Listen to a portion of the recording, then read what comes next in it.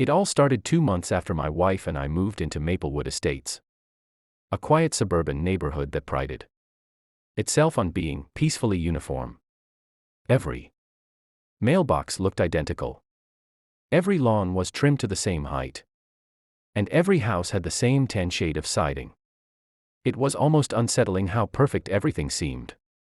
Then, I met Karen, the self-proclaimed president of the HOA. Karen appeared at our door on the second morning after we moved in, clipboard in hand, wearing a lemon-colored blazer and an expression that could curdle milk.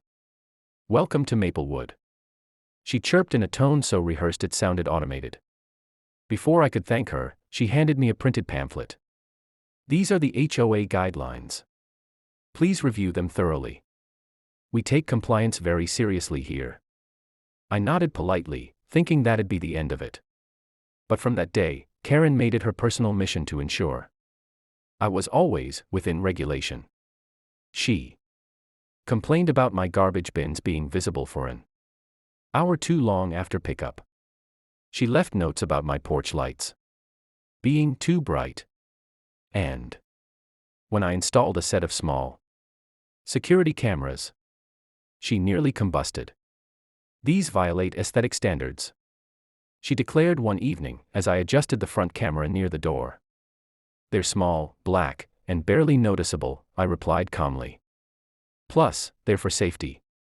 Maplewood doesn't have crime," she said sharply. "And we don't want to look like we do." I ignored her. The cameras weren't going anywhere. I had recently found footprints near my backyard gate and wanted to feel secure. Besides, I'd spent good money on a cloud-based system that automatically backed up footage online. Days passed quietly. But every time I saw Karen's SUV crawl by my house, she'd glance at the cameras with visible irritation. She even started taking pictures of them on her phone.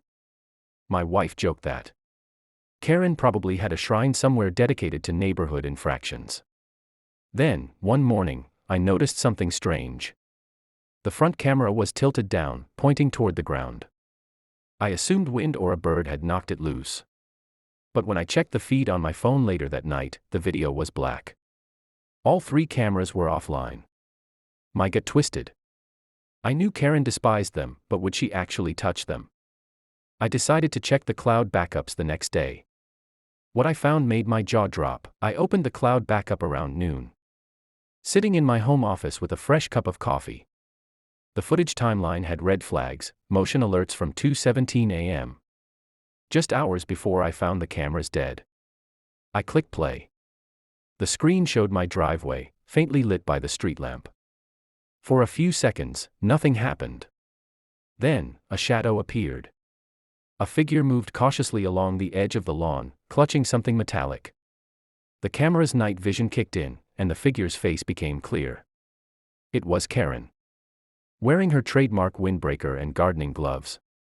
She glanced around before stepping closer to the camera pole.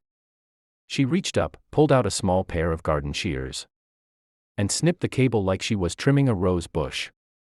Then she looked straight into the lens and muttered something. I could barely hear. "Let's see you record now." I sat there, stunned. My wife peeked over my shoulder. "She actually did it." "Oh, she did it," I said, hitting pause.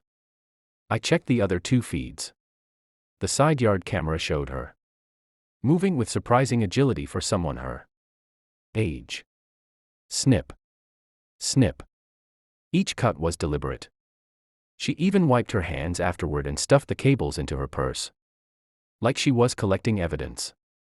The irony was delicious. She didn't realize that every second was uploading to the cloud. I had the perfect proof.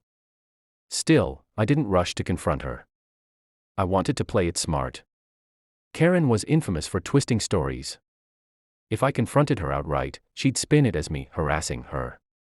Instead, I printed still frames from the video, each showing her in action, and tucked them into a folder. Later that evening, Karen showed up at my door, clipboard in hand again. "I've received complaints about your security system being non-functional," she said smugly. "Funny," I replied, keeping my tone casual. It's working just fine. She squinted, clearly puzzled.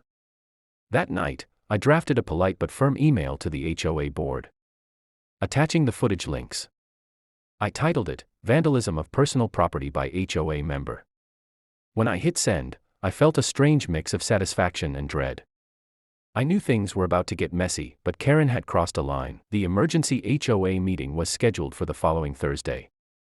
Word spread fast. Maplewood residents loved drama more than lawn contests.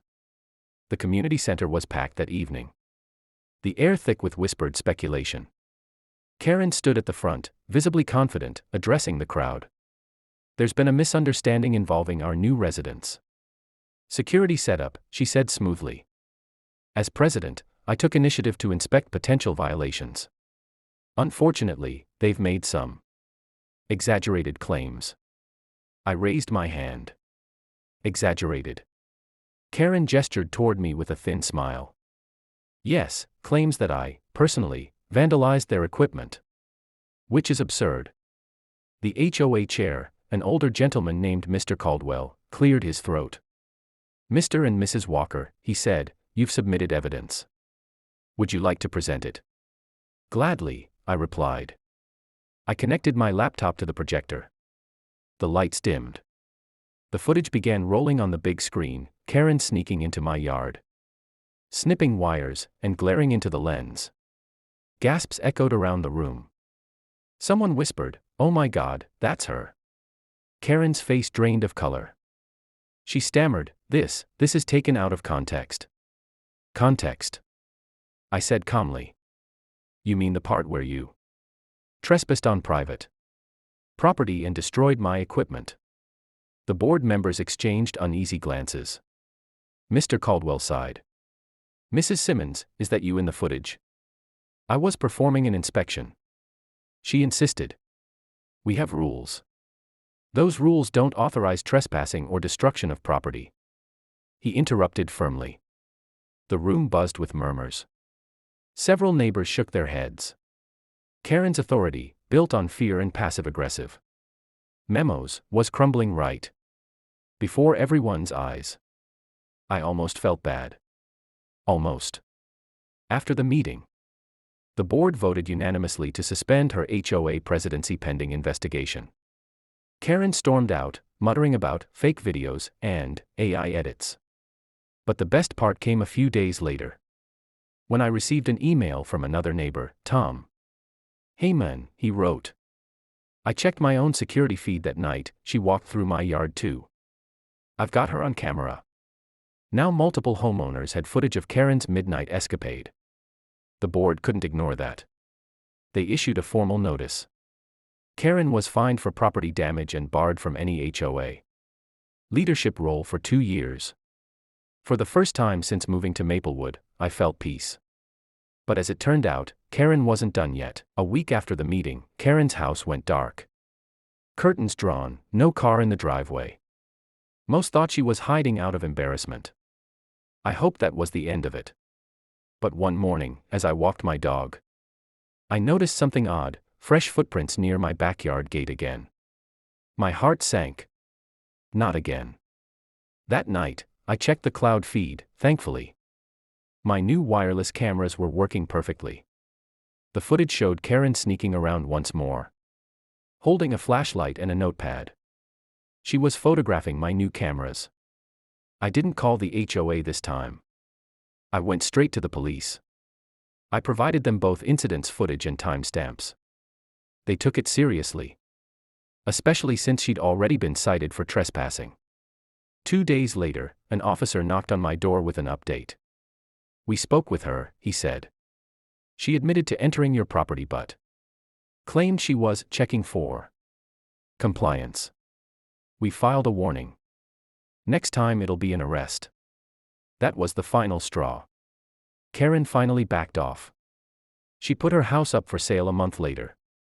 And rumor has it she moved to another HOA community 2 towns over. I wished them luck. The neighborhood changed after that. People were kinder, more relaxed. We even started an informal chat group for safety updates. Ironically, everyone wanted to know more about my cloud camera system. Sometimes When I look at the footage from that night, the moment she cut the cables, confident she'd gotten away with it, I can't help but laugh.